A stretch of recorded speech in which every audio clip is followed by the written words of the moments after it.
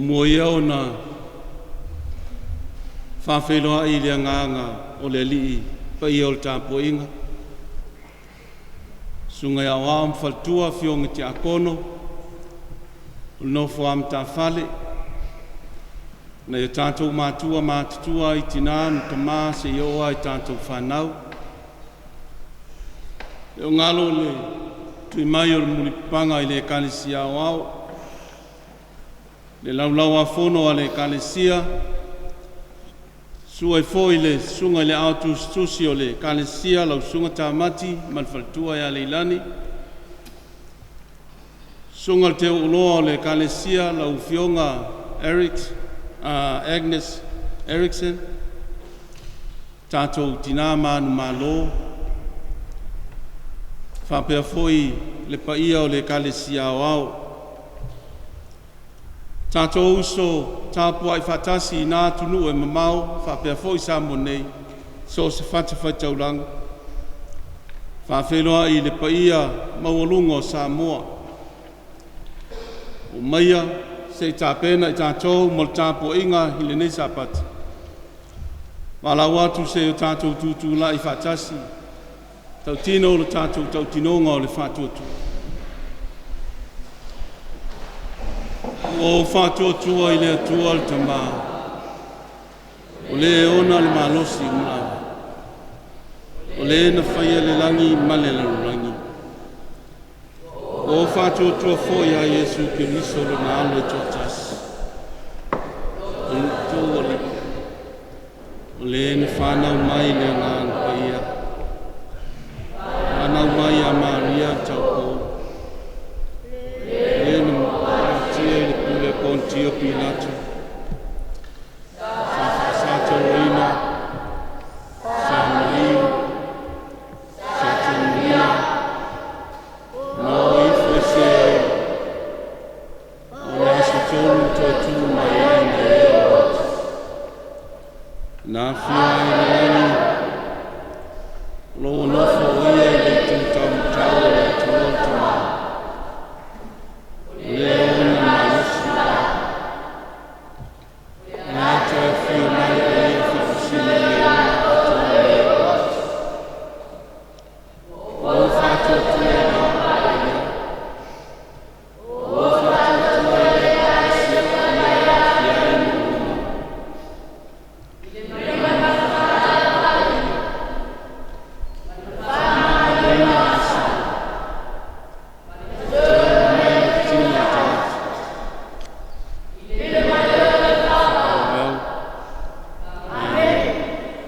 Maia, o le a tātou tāpua i atu letu.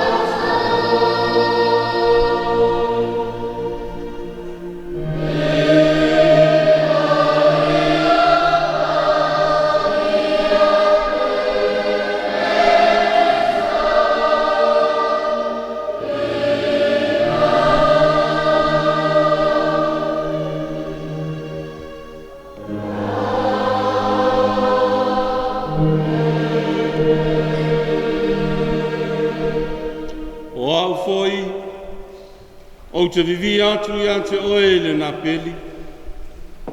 O lo whamaoni lama lo atu ai. O te whaipesenga i ate oe le kitara. O oe le paia o Israelu. E langa fia o lau ngutu pe a o fai pesenga ia te oe. A toa foi molo uanganga ua e whao laina. Tātou te talo mo le nganga pa ia. Mātou poto i le nganga e tasi. Na ia mātou sa ili i lau fio le atua pa ia le atua mamalu. O le atua e ato atoa ma mātou ngofia i mea uma. Ina ia e awina ifo le mana o loa nganga pa ia. Tāpena ina ai i mātou. Na ia mātou whai ai le tāpua inga. O lau Ekalesia ma loa tunuu a ale lanonangi. Te o mātou tāpua i atu i lau fio le tama. Mātou tāpua i atu lava. Ia tāpua i le nganga ma le wha maoni. Foi pea le vi inga tu mau lau suafu mamalu. Yesu Keriso lo mātou ali, lo mātou whaola o mātou talo atuai. Amene.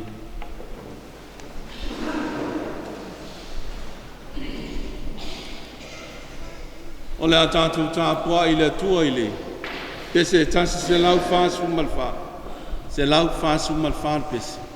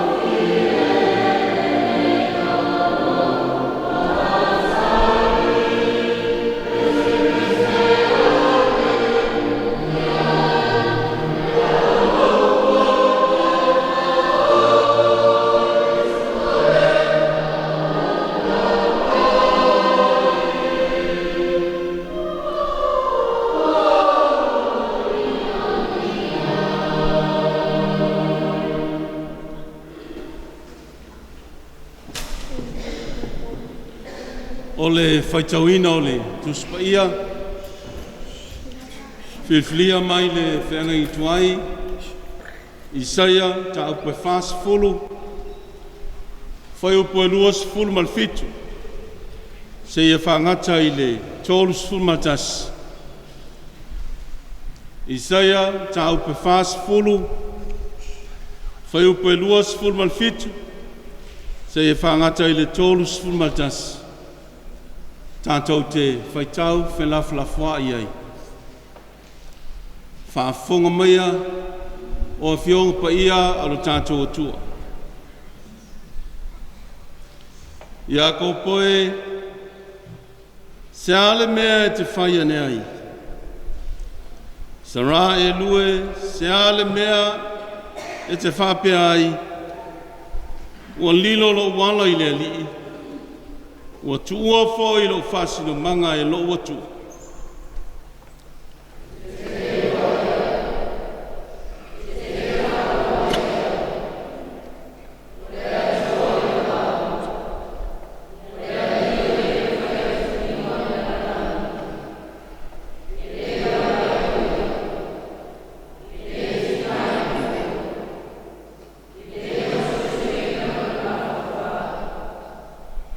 Nā te awatua le malosi e o mai vai, au e o le ai se malosi.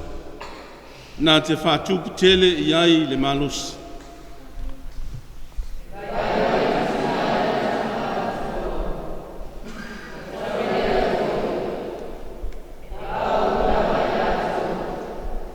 Ma le whai upo e tolus fulmatasi.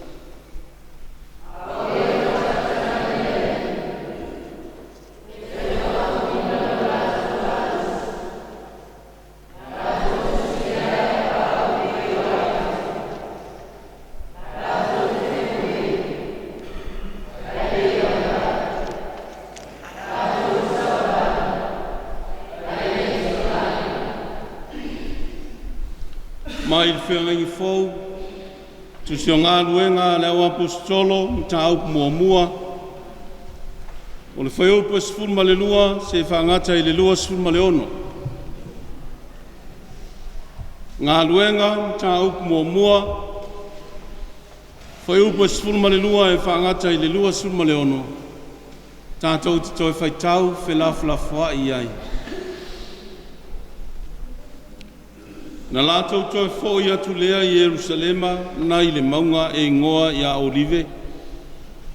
E la talata lea i Jerusalema o le savalinga o le sapati lo lava.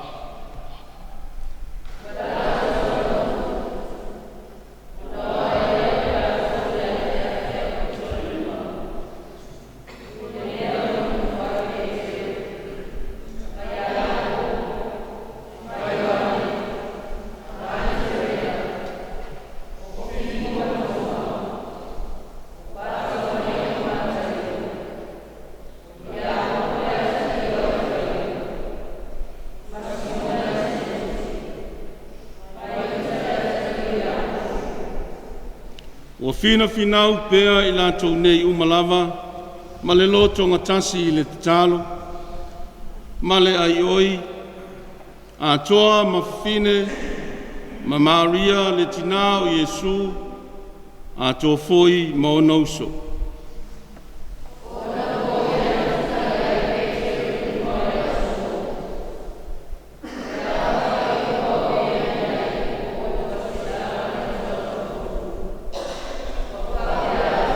Se mai le au so oe, o te tau ona tau nu o le nei tusi.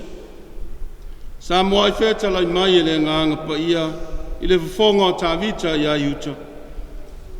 Sa whaim tai tā i a te i LATOU, we na pue i a Yesu.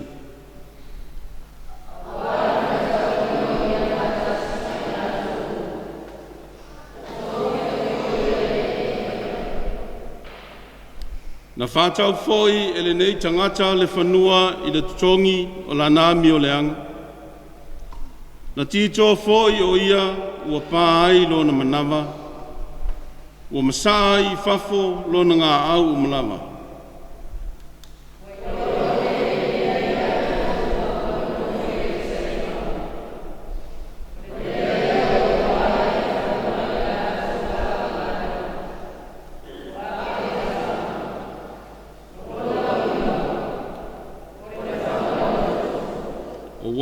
ua tusia i le tusi o salamo, ia tufua le mea ua nofo ai o ia, a ua foi nei ai,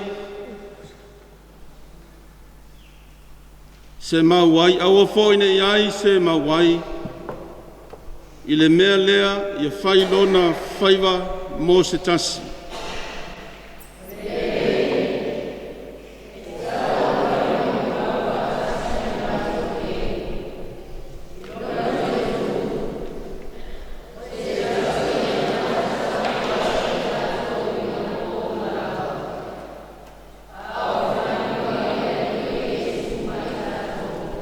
E afua mai le baptisonga a Ioane, e o lava i le aso na veina e ai o ia na ia te i tatou.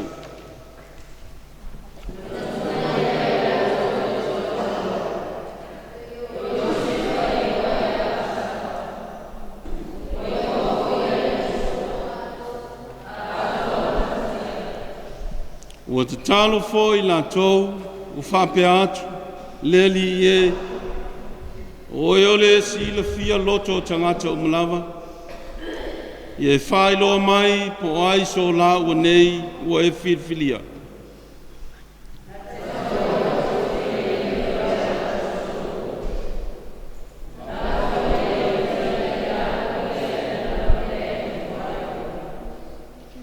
Ma le whai upe luas fun ma le ono.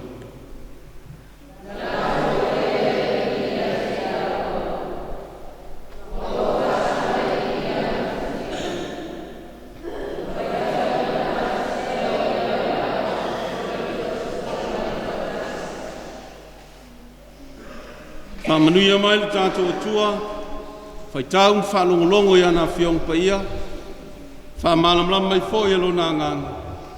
Ia i le atua le vi inga mai atu mawai, nei se iau le whaavavau e whaavavau lava. Amene. Se lau sumal tolu pese la tātou toi pese ai.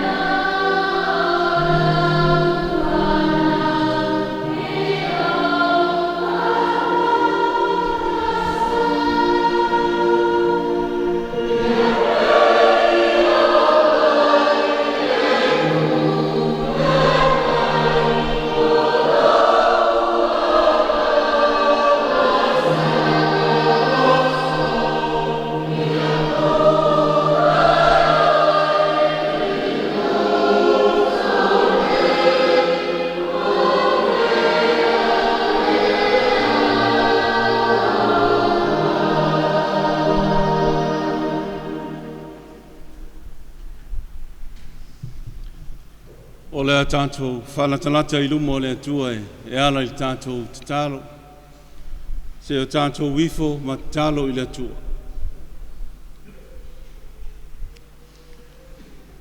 I o vai lo mātou atua pa ia. Lea tua mātango fie o lea tua mamalu o lea tua sisiliese. O lea tua e o fongia. Wao lea tua mātou te whātua tua iai. Wa nā o lau fio lea tua mamana, lea tua mamalu. Lea tua o le poto, lea tua o le alofa, e o lava I le whāwawau. Mātou iai le sapati, lo mātou tiu te manatu natu. O le numi anu poto o ainga, o nuu, o lau Ekalesia. O tangata whātua tua uma I le lalolangi.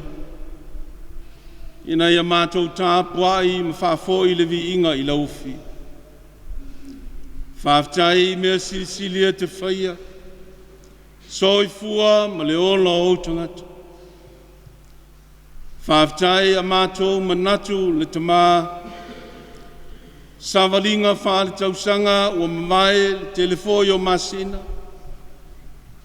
Mātou tūlata I leo ngā tutonu fōi o le tausanga. Ma e ule anga le lei tausi o lau fio. Ua le fsiringia le malanga afe moe I lau lava pule. O nisi o no whaalave lave tutupu. Ua mātou I oe siri ese le poto. O le atua e ou le matai sau. I le aise mea lilo. O le atua alofa e te apo ma e apa. Ina ia maa opo pea le whātua tua o tangata I le lalolangi. Whāwhtai lo mātou ta mā. Tup maolau whi au ma au ngānue. Mātou iai fōi te tono le nei atunu o Samoa. Whamoe al whāsino manga o lofina ngalo. Lo mātou tofi, I ona whāsino manga EKSS. O ainga, o nuu, o Ekalesia. O lo malo, ma lo atunu. E ale lalolangi ta ape atu iai au tangata. Te letu wau noina e te letu ulafo ina. Whāwhtai le malosi, ma leola. Whāwhtai lo whanga pēa o mātou tangata. Mea sirisili o leola. Mātou ai I tau mawha o le tino. Fua o lo sirisili ese. Na e whātō ina I fo I le ele. Ma e fōa I mai e ala I le sami. O le sio manga. Ma o mātou whāsino manga. E wa loa mata mao a inga le tangata e whātua tua I laufi. Whāwhtai au mea alofa. O le malama ma le lotu tele o le poto ma le iloa. O le file mufo I ma le whāu tauta. Ina ia tausi ai laufi na ngalo pa ia I le lalolai. Whāwhtai le atua manuia lau Ekalesia. Mai lava I o mātou mātua. O au na so se tofu. Lau Ekalesia o au. Se ioa ia mātou whanau.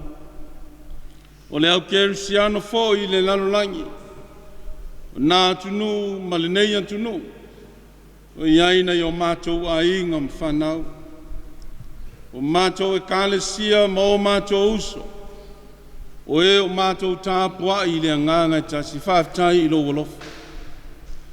Whāwhtai lo wanga le lei I le nei atunu o Samoa. Tainane iai tuaso e ngalo ai I lau fio. A ele umalo o lofa whapale mai. O mātou whāwhtai le ano ai. Sirisili mea uma. O le soifua pa ia o Yesu Keriso. O le na umaia le whaaratanga sirisili mo I mātou uma I le lalolangi. Na ia maua I mātou le ola e whāwawau. o mātou talia o ia i le salamo ma le whātuatua whaamau. O ia le vi inga ia tū mau i laua fio, nei se o lava i le whaavavau. Whamangalo mai lo mātou tama, o mātou tangata e se pea ma leu, ia i tu aso o mātou whaavai vai, o mātou manatu aile li e sola e se mai lo finangalo. Mātou te tālo e te whamangalo i lo atunu, i o na tai, tonu o na nu, pule ngā li i mwhai pule. Whamangalo iau Ekalesia, whamangalo i ainga, o ngā luenga matiute, so se tangata, so se atunu, waele ato toa lava i mātou wana ni tangata. Leola male malosi o au mea lofu pa ia i tu aso mātou te whao ngāsa se inai. O mātou wala au leli e mai lama i te tonu a inga ma mātang. Se o ai lo watunu manau Ekalesia. Mātou te tālo le whamanga longa silia la ufio. Whamanga lo mai. Mātou wala au leli e se ia e anga lelei. Mai au manuia i au tangata. Ua le fisiringia le lalo langi whaingita. So se atunu, so se vaipanoa. E o ailo atunu o Samoa. O iai le fili ma le li o le lalo langi. O le ai se file mu o iti le alofa. O manatu whaapito o le ala leo le tele o fevesia inga. O le ai se ami o tonu o le mato o titalo. Se ia e alofa mai, au mai apea le toa fimali. Mai anga le o tangata whātuatua o malava. Whamanuia ta i o lo malo. Whamanuia ta i o Ekalesia. Whamanuia ta i o nu, ta i o ainga. Whamanuia i le au whai ngā ruenga i so se mta ngā ruenga. Whamanuia la leo EKSS. E o ai le ala leo o lau TV lima, ma le ngā ruenga whenga iai tala lelei. Se iai anga lelei ma e whamanuia le au whai ngā ruenga. Whamanuia o mātou matua Tusi, tōno nuu ma inga, le neifo i atunu.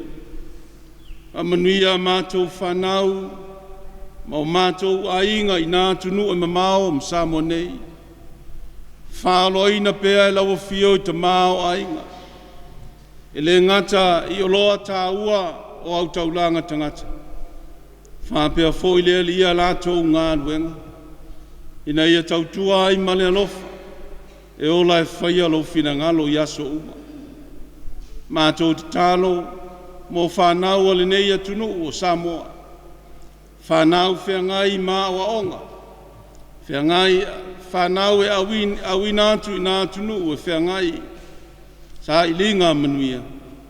Se ia e alofangia. Mātou te tālo le file mu o te tono le loto i whali. O mai alo alofa. Se ia salani ai ma mātou nunofo i le whea alfani. Anga le lei le whainga malo. So soani atu i sui au sufono. Anga le lei tu langa tofi mai lava i e whaawao. Se iau ai se pito i ti o lo maota e filia iu.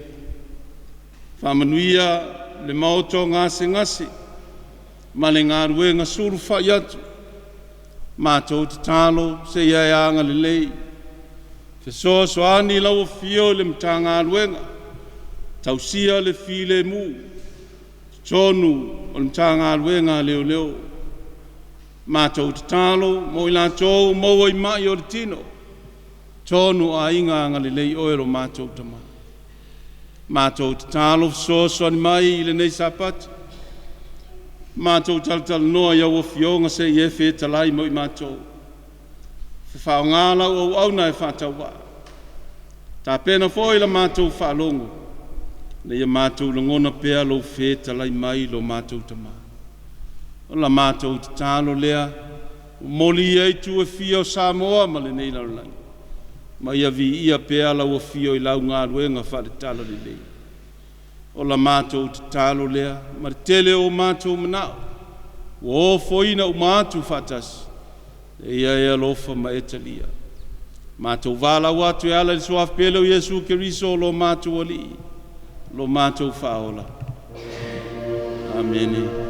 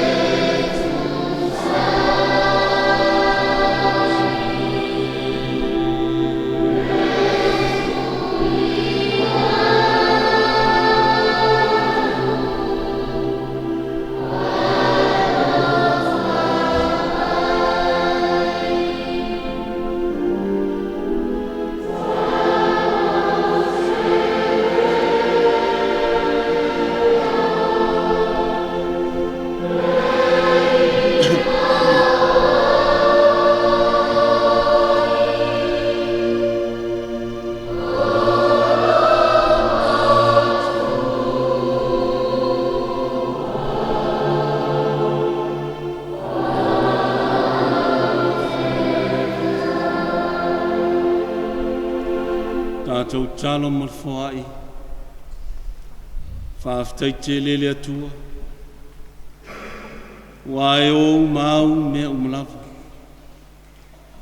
Ua mātou mā ona, ua mātou mā lilie I lo olofa.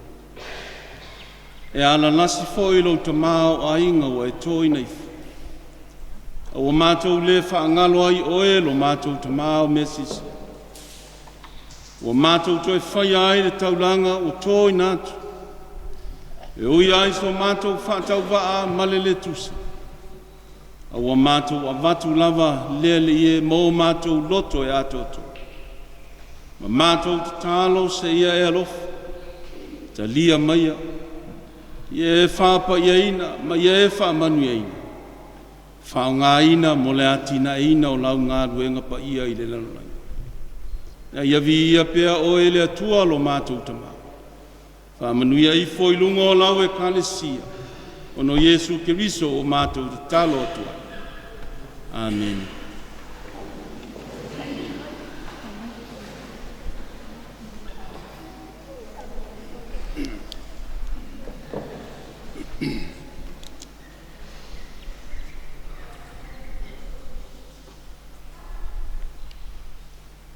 Le avanoa nei e tapena ai le whanau le o ngā Sa, wā foi se whiau moli o le nei sapati.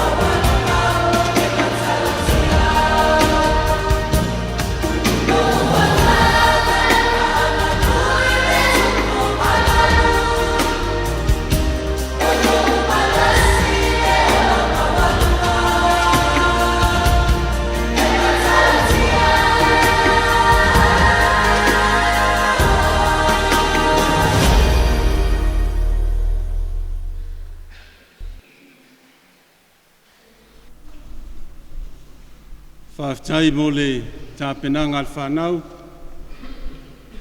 Whaftai foi le inga whaiaonga.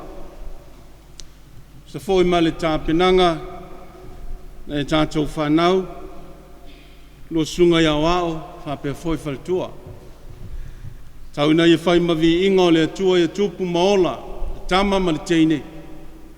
Ia o na langona ina, o lo ia la unga ina pea. Fina ngalo o le atua i le lalolangi.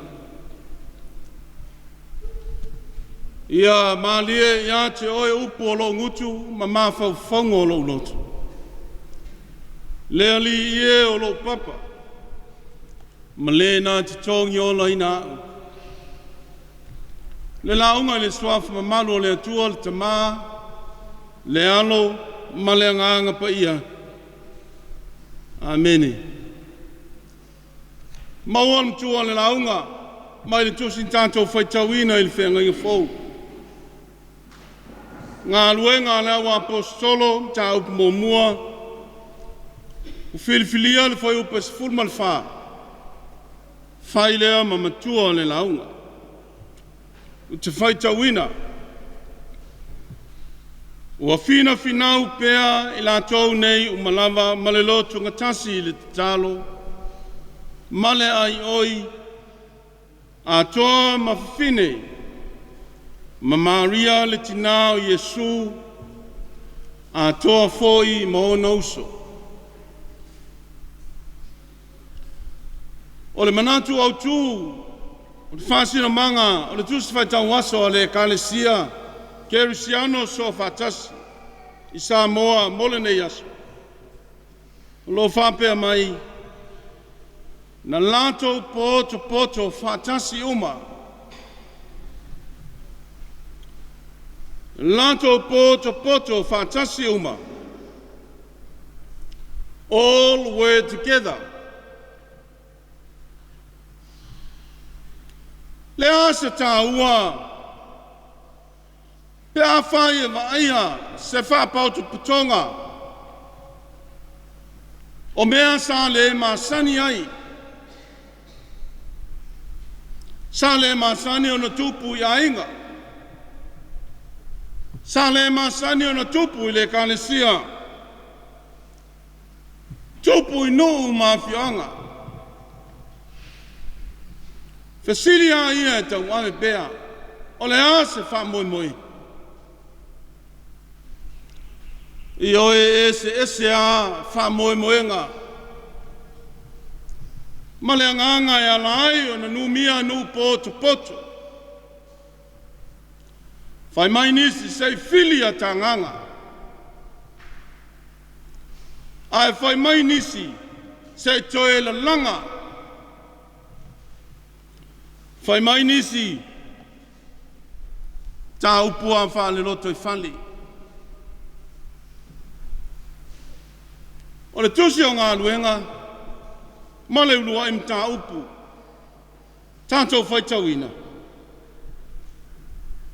O le tusi o le wha Taloina, o le polo a inga Yesu I lona au so e toa se fulu ma le toa tasi na toi. Aua nei tu ua Jerusalema. Ai au tau poto ai, ma whatatali ai. Whatalitali. I le awhio ifo o le nganga pa ia. E whai lava lea ma tai. O le tusi o ngā luenga. Whai mai le tasi upo ta mao le Ekalesia, o le tangata I ngoa ia, Ioane Calavini, John Calvin. Whai maila na upu, the book of Acts of the Apostles is a huge treasure. O le tusi o ngā luenga le au apostolo. Ole oloa tele, mase oloa e matua te le. Nā le wingo upua le nei Toeina. Pei oloa ta oto I le tusi o ngā luenga. Le whaaua wina pe na whape whea. Le ngāluenga na amata e Yesu. Le ngāluenga na filifili ai lona uso. Tusi o ngāluenga whapea Tusia e Luka. Le ana Tusia le vengalia Luka. Na ua maea le e vengalia Luka o le tala ya Yesu. Ma mea na ia whaia a o iai le lalolanga. O le onga o le tala e pe o na iai le tusi o ngāluenga. Tusia la vai Luka i le wha mui mui. Ia so solo le lei mai loa manino. Se au whai ngāluenga ua mawhai o na wha au au ina pea. Le ngāluenga wha keriso. Ale upu alea na whetala ia Yesu, ale ia whioa e le langi, ia o tō whatali. Whatali mo le awina ifo o le nganga paia, wait in Jerusalem. E ese le maneia, o le whatonunga, wa amata ai. Le so onga o le ngāluenga ia so o le lei whatali. Fatali lea. Le asa tā ua. O le fatali a le au so. Fatali mo le awina ifo o le anganga paia. Le anganga paia whai mai. Nā te whātontonu, nā te au mai le malos. Nā te tatala le malamalama i loa manino. Sila fia Yesu e le whaingo fia re ngā ruenga whaatala le lei le lalonai. Le whaingo fia. Le ala leo le nau o le loto. Mō le au so e toa se fulu ma le toa tasi. Whaatali. Tā ua i o le mene le whaatali so se fuafuanga. So se taimi, so se koni. Le anga o le whaatali, to e mawai le isi manatu. O le whaatali, ta mao a ingai o e mea sa e le iloa e o iai. Le anga le amo le uso. Whaatali a wae le aiso to manosi. Le aiso to noa. Le aiso to mawhai. Tolu a mea o lo tā ua i le. La ngono o maftanga whaso'o nei. Mua mua. Wait for the empowerment. Whatali mo le whaamalo si anga. Lea iai le upu so se au na walauina mai ai whengai tuai. Le upu a lea tua. Aua e te whewhi. Aua te matau. O le upu e maua ai le manosi. So se au whai ngā ruenga. Lua. Whatali mo le whaamalamalamaina. O le au so mo le ngā ruenga. Wait for the enlightenment. E se le manei. E o fo i o menino. Tolu. Whatalitali mo le whapa i anga. Whapa i aina. Wait for the sanctity or sanctifications. Whapa i aina o le anganga o le atua whau ina i ana mea alofa. Ina ia o le au whai ngā luenga. Whai ma le tatau.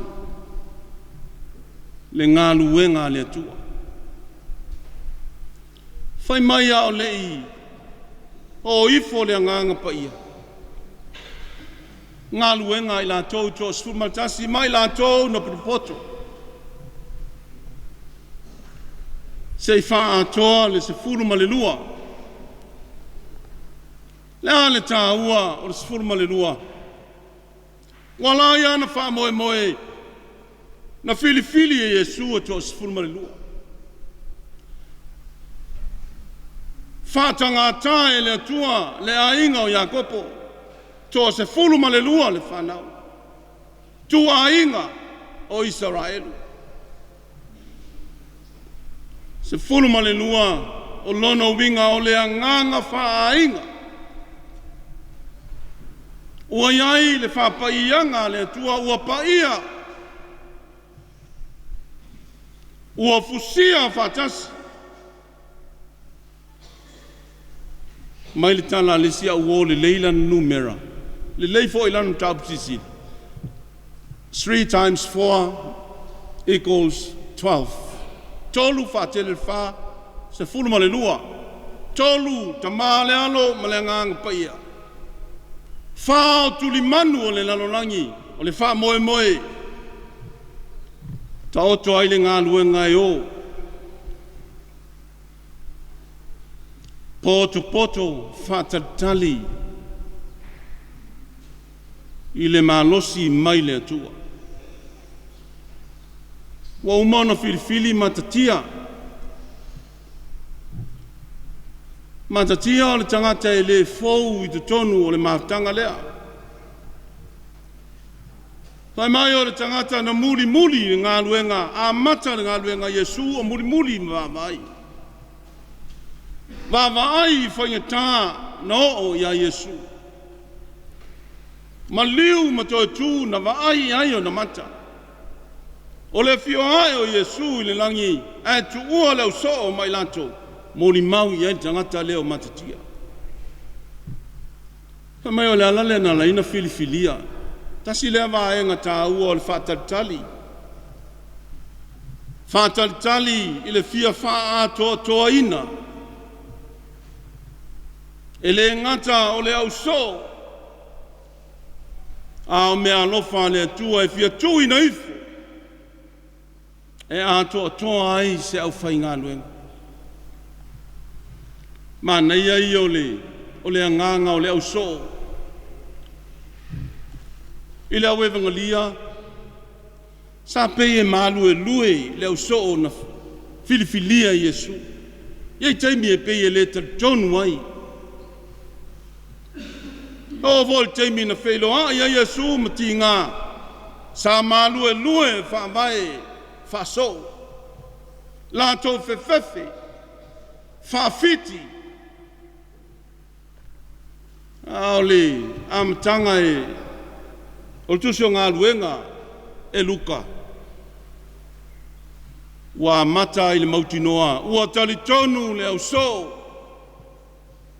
Ua maua le isi malosi fau. Ua iai le isi mawhai e sili atu. Ma le iloa na le au sia e o lato so I. A o iai Yesu, lea ua whai. Mwha ilonga e tali tonu. Le fio ifo le angana. Le aia se mea e le tau nuu na whetalai a Yesu ia ilato. Tau nuu me oma. Al tā ua leo le so e usi tai.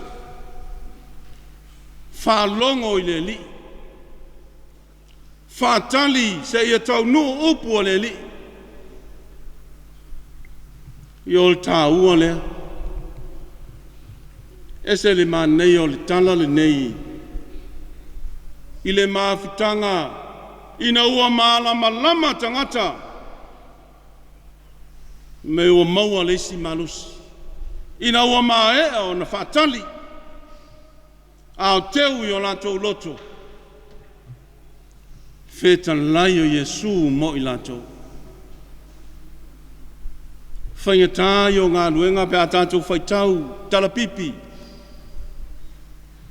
Tala o ngā luenga sa whaia e lau apostolo I tono tusi o ngā luenga e le whaingofie. Le whaingofie le vitaiai ma le lanolangi I matamataita. A o yaso lou wā. A o ina wheo ai, ina matautia o leita o tangata ia lato. Ma titiva foi I latou ina ua o e whaili ngā luenga. Le malosi lea, le malosi lilo le nganga o le tu. Le fa moe moe ni tupi. Le fa moe moe se yo ya onga. Ini fale a onga. Pe ona yai foi mai nisi. O ya onga fa Faifeau. Le ye ni ya mea ienu po. Ai na onga. Ile vaai mausitai ya Yesu. O le awina ifu o le anganga pa ia. O le malo sisili na. Tai ai le tangata. Manu malo ale au so o tono tala o Tusi o Galuega. O le tala fia lea. Pea fesili. Sa fa pe fea o na o. Ina ua maea o na LATOU fatali. Pea on fa mai Yesu fatali. Ioe, na LATOU o tau nu lava le fa moe moe wa tupu Ekalesia. O a whaingata. Na fa tupu le anga na o ma le fa lo longo i le tu. Manu malo ai le Galuega. Fa le apostolo. Tangata tali tonu i le tu. Le aisi tangata i eso na malosi tu. Mau e foi tu wanso e vai ai tangata. A le tāua o le whātatali ma toe tō manatu. E mau ai manatu mai le tua. Whiawa Isaia le perfeta na ave a Israelu. Taimi ia ua. Sala'ina le nu. Wa toi lalo le nu. Whiawa lea Isaia. Ia o masaili le tua. Faatali le tua. A leo tātou maua. Whiawa Autu. O e faatali le li. Toi malo losi la tau. Si ai a pau. Ta mamoe, sa mamali. Le vai, aisea. Le anga sa faatali le tu. Se toi fua Toeina ai le malosi. O le tangata mo le tua. Le Ekalesia le o ngalo le tausanga e lua afe ma le sifuru ma le iwa. Na ua whea ngai lo uola whātuatua, ma le tātou uola whātuatua. Ma matangi vale o le ola. O le mea le sa taula iai. Na tātou vaai, e vaai le tua. Whātalitali le tua. Whai langi le wholaunga nisi o nei o tātou mātua. O toa sa tauina le Galuega. Ma umaia le tali mautu le Galuega. Lele foi e te toe toa o le sau whainga. Ta mā, matina, o mati akono. Ole Ekalesia.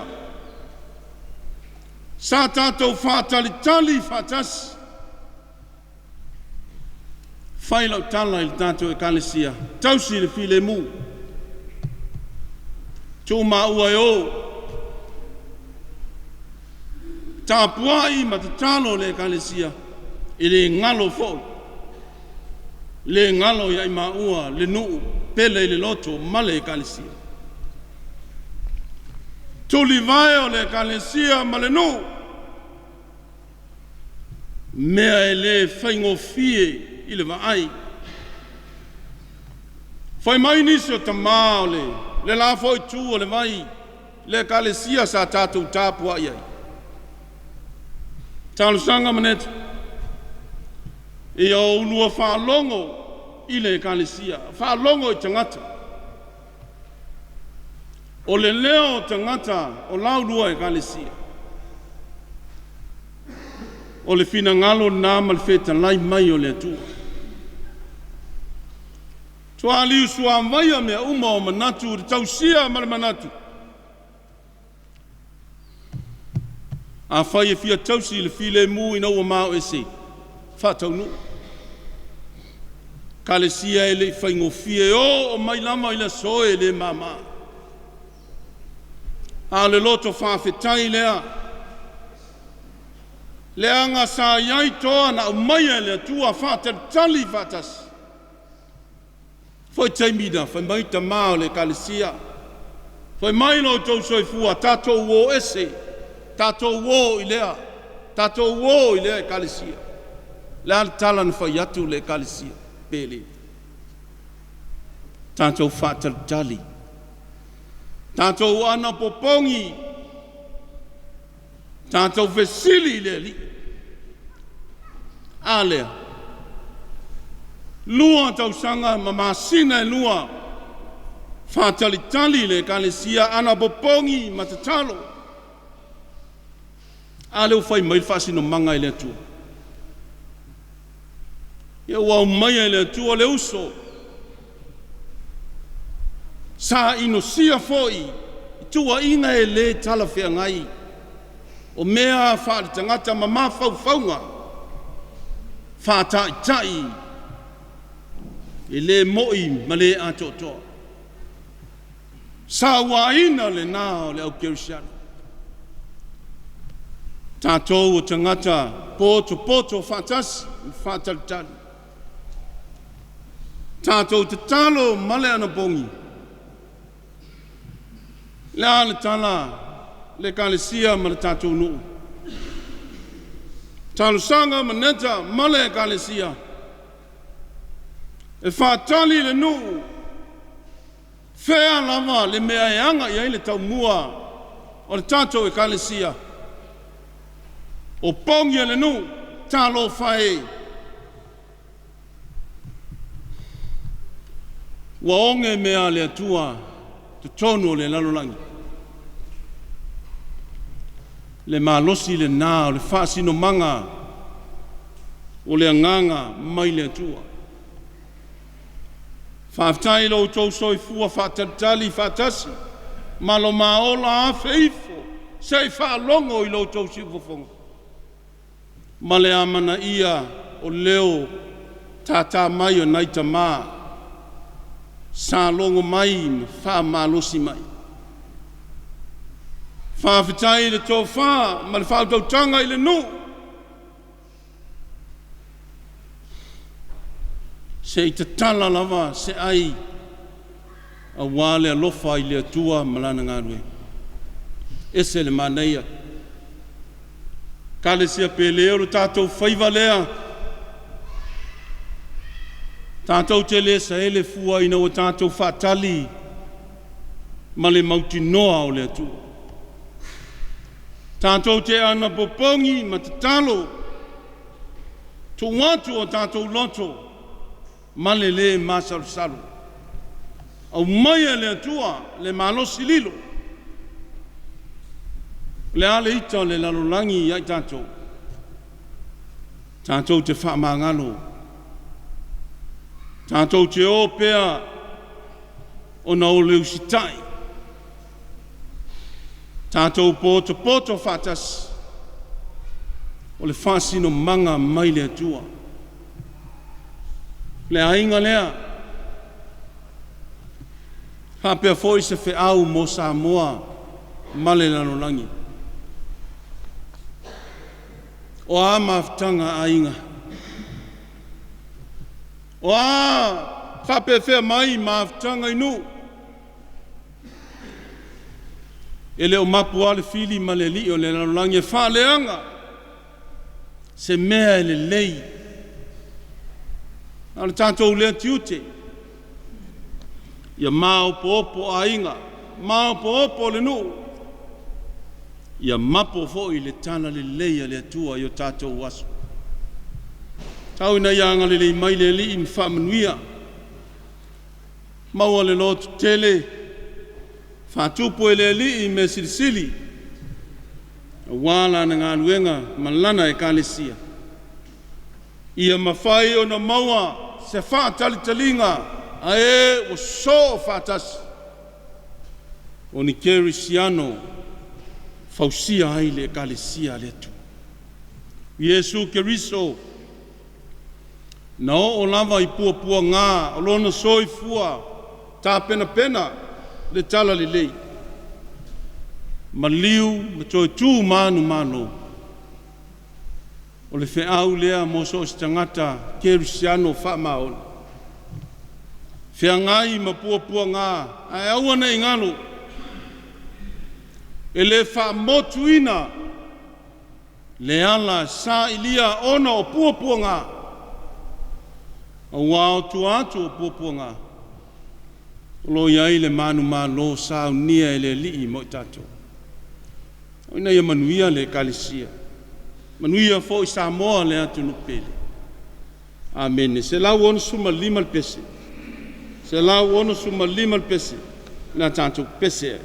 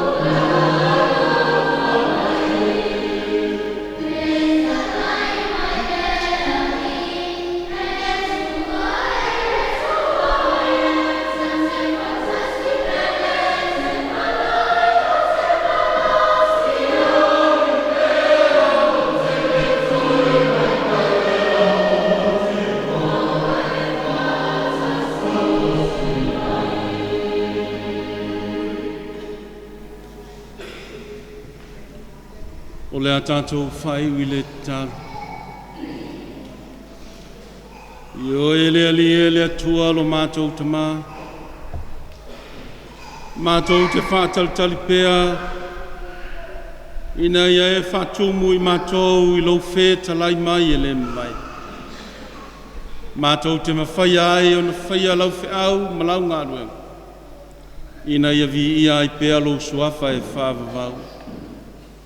Mātou te tālo, lea mātou tuua, lo manuia ma lo while mū, le lo fasisi le ese o Yesu Keriso lo mātou wali whaola.